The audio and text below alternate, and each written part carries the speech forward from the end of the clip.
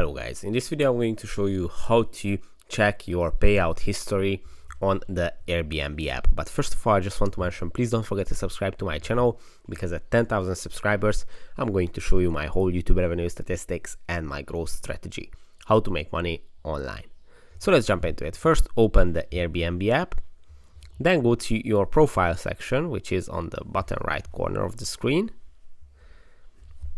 and from here you have to go to the accounts settings on the top, and the second option is going to be payments and payouts. Now if you tap on it, it's going to open up the payments and payouts section. On the top you will see the traveling part, where you can manage your payments and any details around your traveling situation.